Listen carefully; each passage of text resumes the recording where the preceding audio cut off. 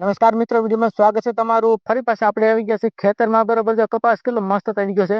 કપાસ જોરદાર તળી ગયો, ફૂલે ફૂલ કપાસ તળી ગયો. બરોબર, તો તમે વિડીયોમાં કન્ટિન્યુ રહેજો. વિડીયોમાં લાઈક કરી દો, ચેનલમાં નવા ચેનલ સબસ્ક્રાઇબ કરી લેજો મિત્રો.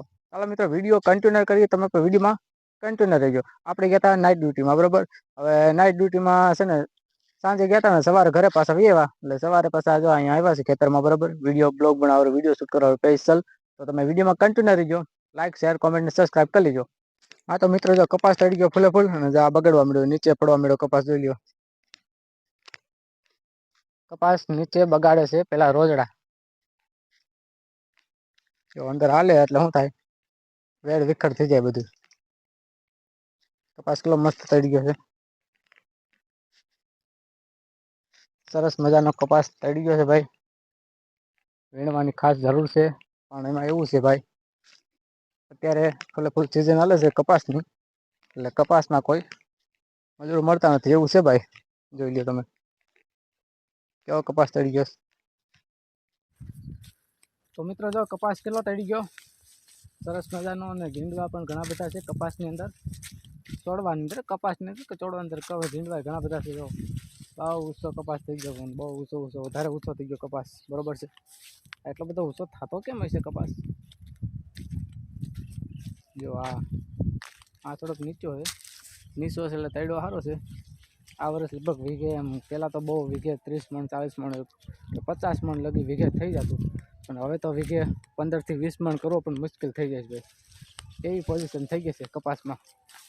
તળી જાય આખો બધો કપાસ તળી જાય પણ બગડી જાય. કપાસ થાય સારો પણ બગડી જાય, લાલ થઈ જાય કપાસ. એવું છે ભાઈ, પોઝિશન કપાસની અંદર થઈ ગઈ છે. અને માંડવી વાવે તો માવઠા થાય. હજી પાછું આજ વાદળા થઈ ગયા ફૂલે ફૂલ પાછા, એટલે પાછું આગાહી આપી દીધી છે વરસાદની. માણાને થોડા પાછું ચાલુ થઈ જાય. તો કપાસની અંદર આવેલા છે આપણે અત્યારે. કેવો કપાસ તળી ગયો જોઈ લો. કઈ વાત છે કપાસની તળ્યો ઈ.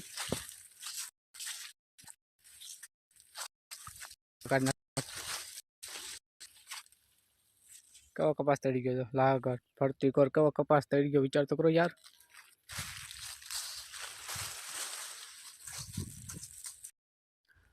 તો જાઓ મિત્રો, અહીંયા કપાસ બગડે, આ કપાસ બગડે નીચે પડ્યો આપણે લઈ લઈ. બરાબર, આમ વીણીને કપાસ લઈ લઈ. હા, અને આનો આ કપાસ યાર્ડમાં જાય ને તો આરા કચરો કરી નાખે. આ કપાસને વેલ્યુ વગરનો કરી નાખે, કોઈ ઇજ્જત વગરનો કપાસને કરી નાખે. ને આપણે છે તો વીણીને કપાસ લઈ લઈ. અને મજૂર હોય, દાડિયા કોઈ હોય ને, તો આપણે એને પણ કહી ભલે વાર લાગે પણ પેસ્યું હોય ને નીચેથી લેતા જઈજો. પણ એનો એ કપાસ જો આપણે લઈ જાય ને યાર્ડમાં, તો એનો એ કપાસને યાર્ડમાં પથારી ફેરી નાખે. માથે થૂકતા જાય, પાન માવા ખાધા હોય તો માથે પિચકારી મારતા જાય. કોઈ વેલ્યુ વગરનું રાખે આપણા કપાસને, આપણા માલને. બરાબર, કપાસ નહીં પણ ગમે તે વસ્તુ આપણી યાર્ડમાં લઈ જાય વેલ્યુ વગરની કરી નાખે. ખબર છે આ કંઈ પાછો તો લઈ જવાનું નથી. એકવાર ઉતાર્યો પછી ખબર છે કે ખબર જ છે કે આ કંઈ પાછો લઈ જવાનું નથી.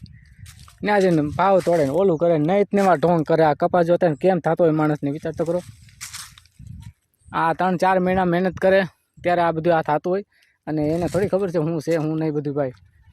અને આ જો માવઠામાં કેટલી માથાકૂટ. અને અત્યારે માવઠાની ફૂલે ફૂલ પાછી આગાહી જેવું થઈ ગયું. જો વાદળા થઈ ગયા અત્યારે.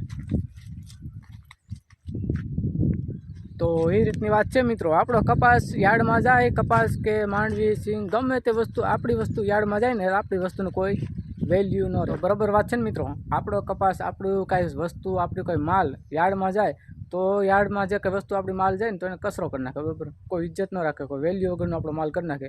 આવું થાય યાર્ડમાં. એને ખબર છે કે આ લોકો ભરીને પાસે તો જવાનું નથી. ક્યાંથી દૂરથી 30 કિલોમીટર, કોઈ 40 કિલોમીટર, કોઈ 50 કિલોમીટર, કોઈ 60 કિલોમીટરથી ત્યાં લઈ ગયા હોય તો એ કંઈ પાછું ભરીને તો જવાનું નથી બિચારા. કોઈ પણ ખેડૂત, કોઈ પણ વ્યક્તિ હોય તો આવી રીતે પોઝિશન કરી દે. બરાબર, આ રીતનું સીન છે બધો યાર્ડમાં. તો આપણા માલની કોઈ વેલ્યુ ન રહે. વાત સારી લાગી હોય તો વિડીયોમાં લાઇક ને ચેનલમાં ન હોય ચેનલ સબસ્ક્રાઈબ કરી લેજો. તો હાલો મિત્રો, જાય છે હવે ઘરે. વિડીયો પસંદ આવે તો વિડીયોમાં લાઇક કરી દેજો, ચેનલમાં ન હોય ચેનલ સબસ્ક્રાઈબ કરી લેજો. અને મળશું નેક્સ્ટ વિડીયોમાં. ત્યાં સુધી રામ રામ અને જય માતાજી બધા મિત્રોને.